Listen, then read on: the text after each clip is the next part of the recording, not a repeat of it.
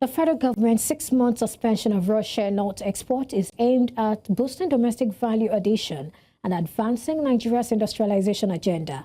However, industry experts caution that the abrupt rollout has triggered major disruptions across the shea value chain, affecting farmers, aggregators, exporters, and logistics operators. They contend that a phased consultative transition would better protect investor confidence, consolidate gains in non-oil exports, and promote inclusive, market-driven growth.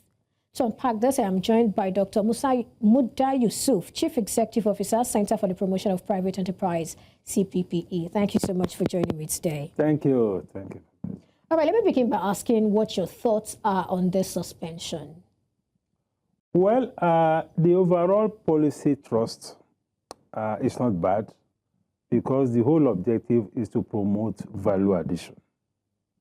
What is of concern is the mode of policy transition.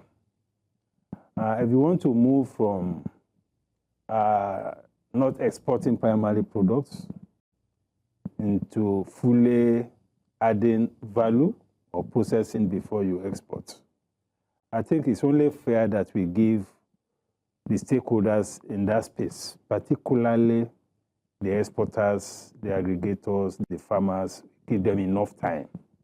And we sensitize them ahead of the policy, ahead of the effective date of the policy. So the challenge with this particular policy regime was the suddenness of the policy. You know, the fact that the policy took place with immediate effect. And we had a lot of exporters, a lot of stakeholders that had ongoing transactions. Because we are talking of exports. You have contractual obligations, you have export orders, you have things, you have borrowed money from the bank. You know all those things that go with this kind of transaction. So if you just wake up in the morning and suddenly you hear that the export has been banned. But when we say we've banned the export, I mean, I want to believe the policymakers understand how industries work. I mean, I'm just wondering, couldn't they have known that, okay, for processes that have probably exceeded certain, threshold, they can go on ahead. But for new ones, maybe new orders, don't take new orders. I would have thought something like that. That is the most appropriate thing to do. Normally, there should have been first a notice. Maybe stakeholders engagement also? There wasn't any engagement. There wasn't any engagement, especially with the primary producers and those along that value chain. What I heard from the policymakers was that there was engagement with the subnationals, with the state governments, but there was no engagement with the primary producers. On the farm. So that was a major issue. Okay. And it's also to stress the importance of consultation in the policy process. It is very important in order to ensure the quality of policy, to enrich the quality of a policy. You benefit from the ideas of all the stakeholders in that value chain or in that ecosystem. That was missing in this case. And that has caused a lot of dislocation, within that value chain. Some of them have borrowed money at huge interest rates. Some of them have relationships with their suppliers abroad. Some people have relationships with aggregators, with farmers, and all of that. All that has been completely, derailed completely because of the suddenness of that ban. And this is coming at a time when the non-oil export is gaining a lot of traction. If you look at our trade data now, you see the improvement we are recording, in the non-oil export space. To a large extent as a result of even the reforms of the current administration. Because when you have the kind of currency reform that we had, one of the major benefits of that reform or the advantage of that reform is that it encourages export. It makes your export cheaper, so it incentivizes demand for our export. And a lot has been happening. I mean, that is why we have been recording trade surplus lately, So when you have this kind of policy, yes, it's good to transit from primary products to value addition. But, it has to be strategic. There has to be timeline. There has to be milestones and so on and so forth. So that is the major issue. And we don't want to, undertake a policy that will be penalizing one segment to support another segment.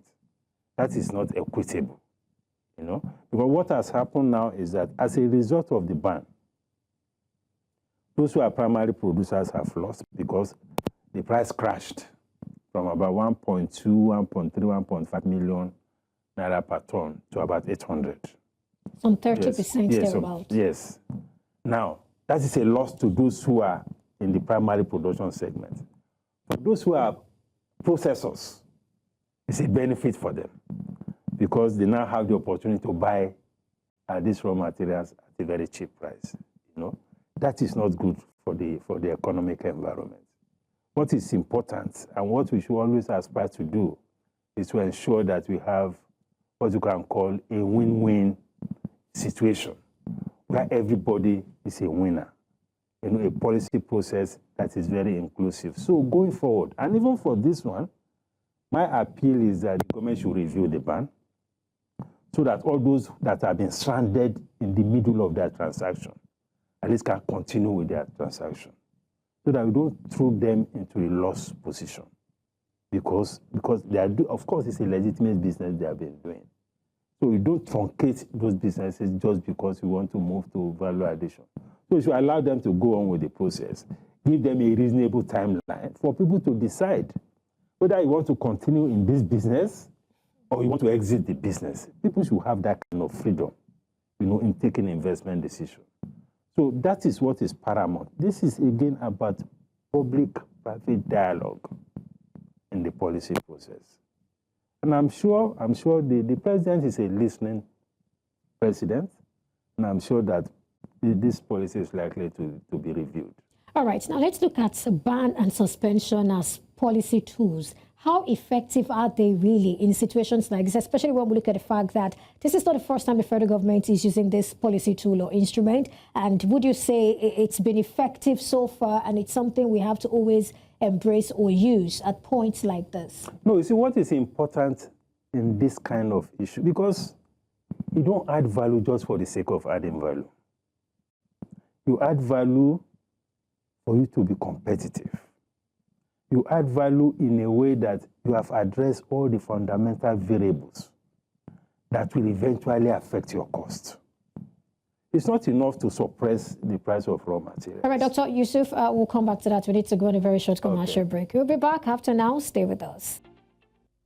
Thank you for staying with us. I still have right here with me Dr. Muda Yusuf, CEO CPPE, and we are looking at the Shea nut export ban for a period of 6 months. Now, before we went on that time, we're looking at banning and suspension as policy tools to ensure value addition. And you were saying something. Yes, I was talking about the need to ensure the capacity to produce and produce competitively. Because we are talking about exports. Export is about competitiveness. Even if you have the raw materials, you have banned raw materials, what of the cost of energy? What of the cost of finance? What of the cost of logistics? What of the regulatory issues? The approach has to be holistic. Because what affects the processor or those who are adding value affects the totality of the manufacturing sector. That is why we have a weak manufacturing sector. So those fundamental issues of productivity in manufacturing, we need to address that. If people are processors and they have challenges of buying this shea nut at the market rate, because if you are processing, if you offer good price, the exporter, the primary producer, they will sell to you. The challenge now is that they cannot afford the price of the current shea nut. That is why they have lobbied the government to ban it so that it can be cheaper for them to buy. Otherwise, if your business model was right and the economics of the value addition is also right, you don't have to go and meet the government to ban the raw materials. Are you saying that was what happened? That is what happened.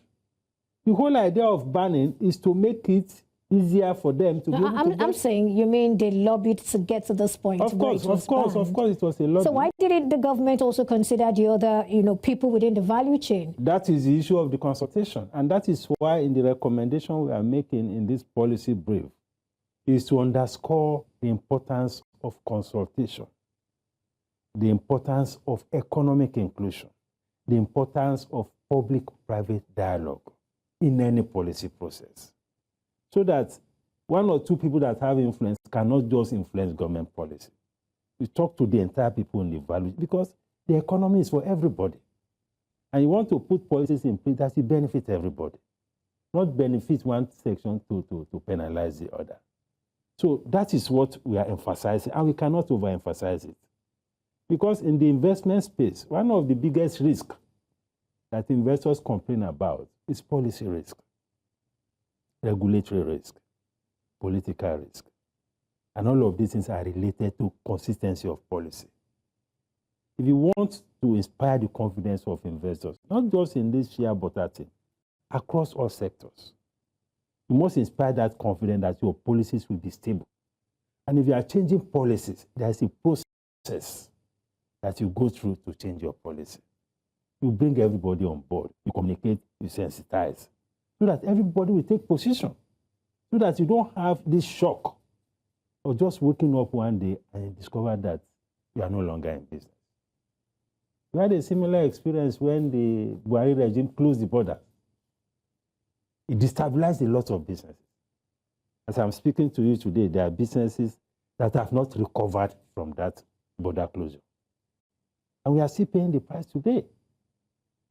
We still have our neighboring countries who are still nursing the grudge of that border closure and imposing all manner of transit levies on our cargo that are going through some of these countries. So the message here is that first, in the interest of fairness and equity, there is a need to review even this ban, so that ongoing transactions can go through, so that people don't lose money.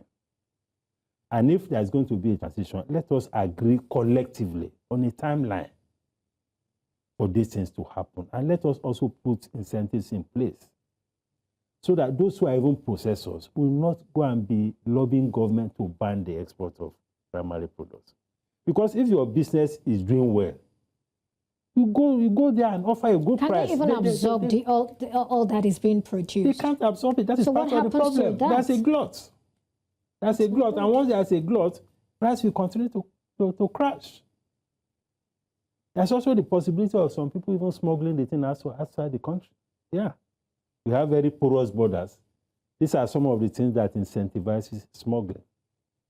So that is the summary of what the CPPE position is on this matter. I really hope there is that conversation, because I can't imagine what a glut would do. And then after 6 months, I really hope something is done, number one, to get the ongoing transactions to go through. Something has to be done. I mean, look at the cocoa processing plants, for instance. They are struggling. Has anybody investigated why they are having problems? You could also as well process cashew nuts.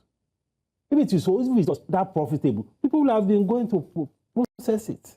There must be a constraint somewhere. So it is those bottlenecks that should be fixed. That should be fixed. All right. I think this is a good place to end the conversation. Thank you so much, Dr. Muda Yusuf, CEO CPPE, for your time and your thoughts on Business Edge today. Thank you very much for that.